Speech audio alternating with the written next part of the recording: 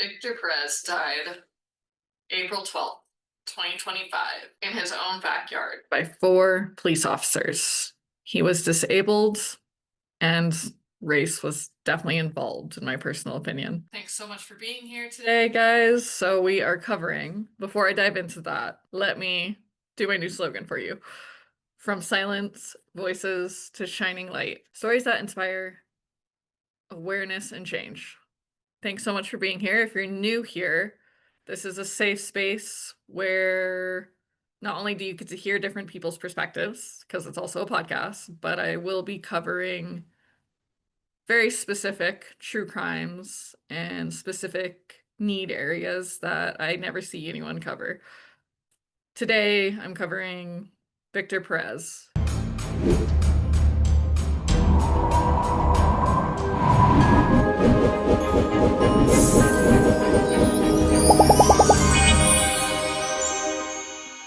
He was 17 years old when he was, in my personal opinion, murdered. And his case is really heartbreaking. I had trouble. Honestly, it took me over 2 weeks to make myself make this video. Myself, being autistic, and he has multi-disabilities. I have multi-disabilities. I have ADHD. I have PTSD. I have the works. I'm not medicated for ADHD. I chose not to because I love my autistic side, and I've been told by other AUDHDers, if you do, it kind of kills the autistic side of yourself, and I chose not to. So I might get a little personal while I read this. I did, so you guys know, I have on the side of the screen, and we'll always have this, something I write up, at least until I can afford to have a little thing to read off of with a little remote. I don't have the finances for that right now, but I will be looking to the side. That's what I'm looking at. If I lose words, autism, ADHD, words aren't always my specialty.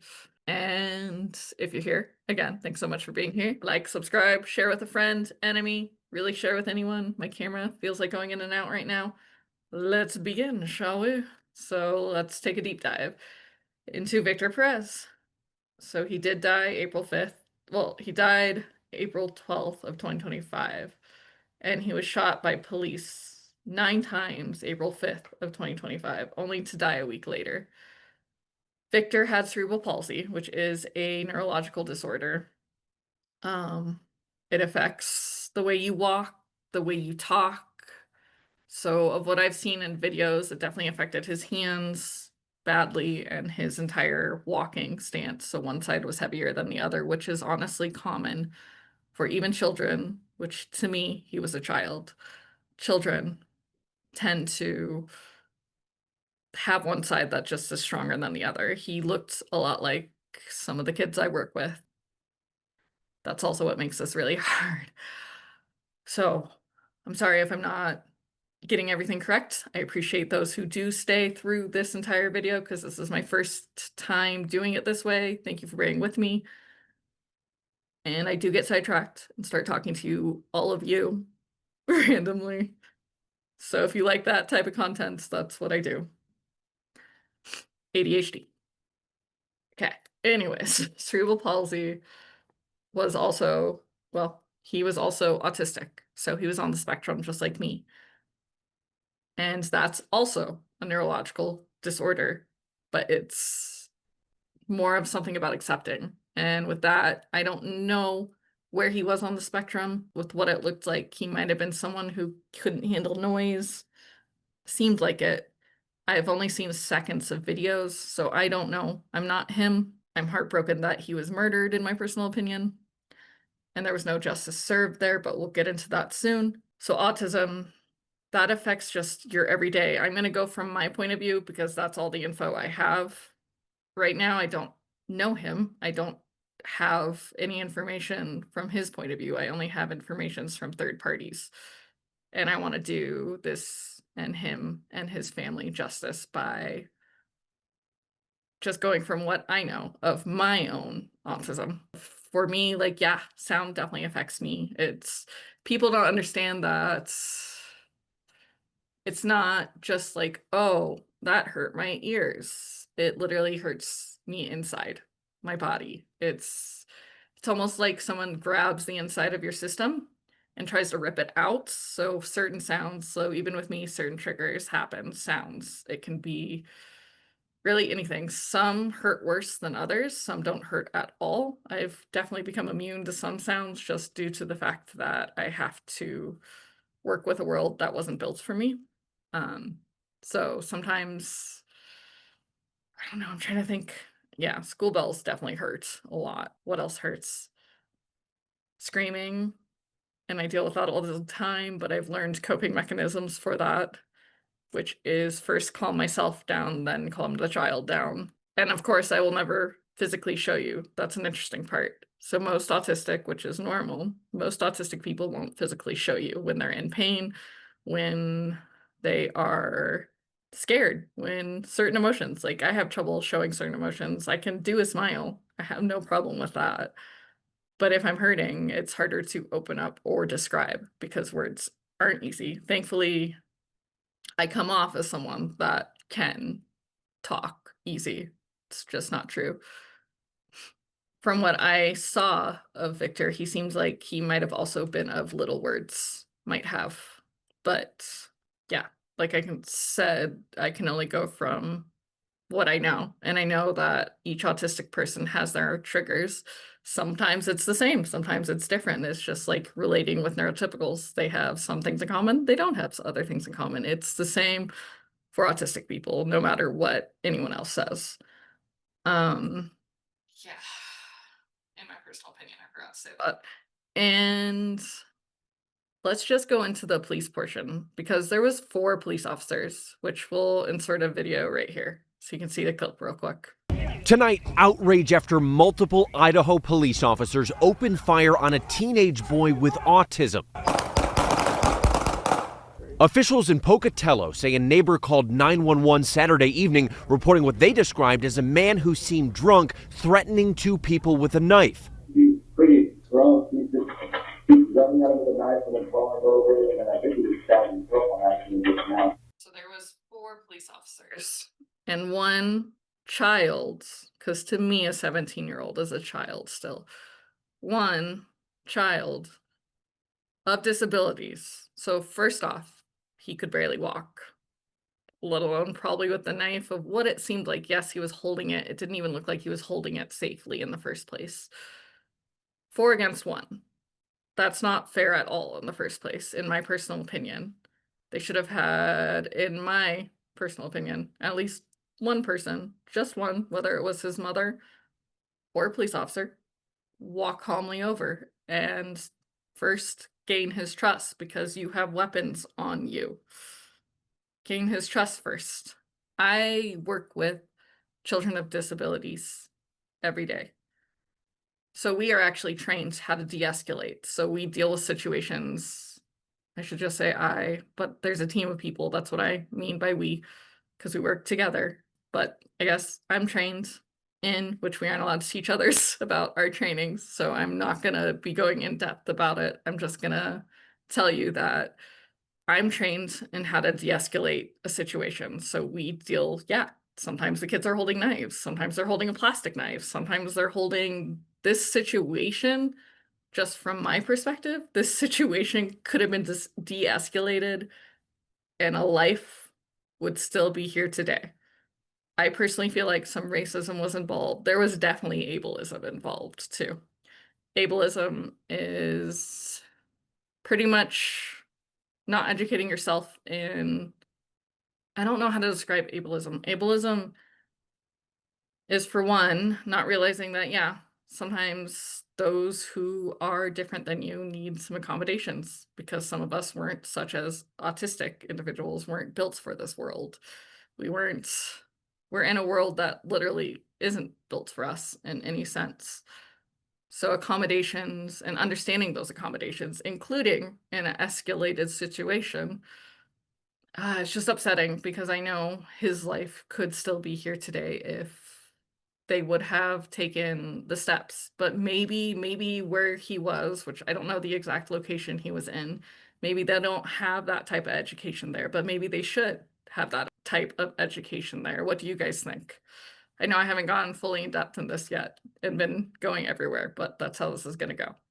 But yeah, I do feel if there was education on working with children with disabilities and how to de-escalate, like I think all police departments in general should be educated in that, and firefighters should be educated in, and educators should be educated in that. I feel like every part of our society should be educated in not only understanding someone with disabilities, but understanding how to de-escalate a situation when it looks, yes, from the outside, I can see that. It looks terrible. It looks horribly bad, but it's honestly not as bad as you think. I deal with these high risk situations, not daily, thankfully, but at least once or twice a week.